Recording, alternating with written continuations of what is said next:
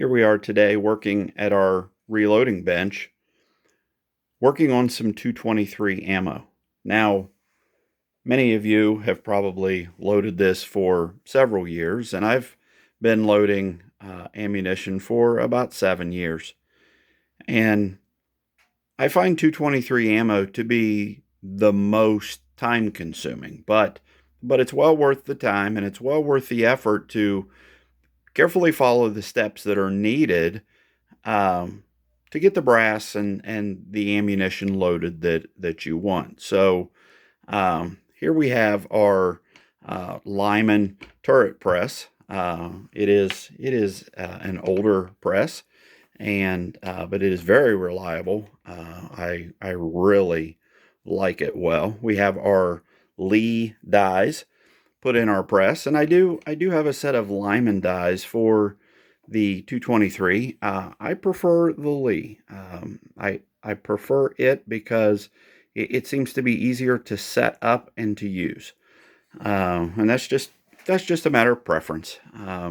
So our first die here is a decapping die, which will remove the old primer from your old spent brass. Plus, it is a resizing die. What that will do, that will resize the shell as well as resize the neck so that it'll receive the new bullet. Now, because of that, this pin inside of here that knocks the primer out actually is flared and opens the neck up. Because of that, we have to use case lube on this. Now, if you don't use case lube, what happens is this. You end up with a pin that's bent like this and broken, where you get a piece of brass stuck in there. See, that's got a nice bend in it. Trust me, it's not easy to get those out. You want to make sure to use lube. Now, when it comes to case lube, there are many different options, multiple brands that they have. RCBS has a good brand. But what I found over the years that works best for me is something that's homemade. I found this recipe several years ago, and I have used it since then and never had an issue. It's called Bootleg Case Lube. And if we can focus in there we go. It uses 2 ounces of lanolin. Lanolin is used in a lot of hand creams and different things. So it's not harmful to the hands. It actually softens your hands while you're working. And 12 ounces of heat. Now, the heat comes in bottles that are in the automotive section. They're used to put in your car to remove moisture in the wintertime. They come in a yellow bottle and a red bottle. You'll want to make sure to get the red bottle. The red bottle is made with isopropyl alcohol, which helps that to evaporate and making the case lube easier to wash off. Once you process all your brass, you have to wash that lube off before you move on to the next step.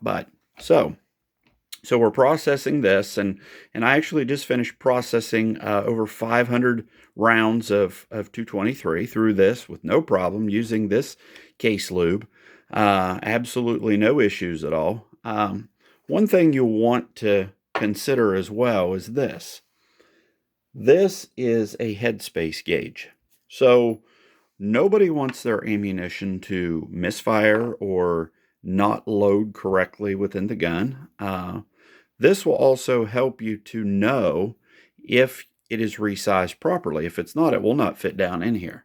But once you process this, you see that easily drops down in there, and it's flush across the top, and it doesn't stick out on the bottom, meaning that it is the proper length and it will fit in your gun. So just every so often, pull one out while you're processing it and put it in just to make certain that you have those done correctly. So there's just a couple things we wanted to address. Now, something we'll look at a little bit later. If you can see the primer pockets here of these two, They are a little different. One has a little bigger hole than the other.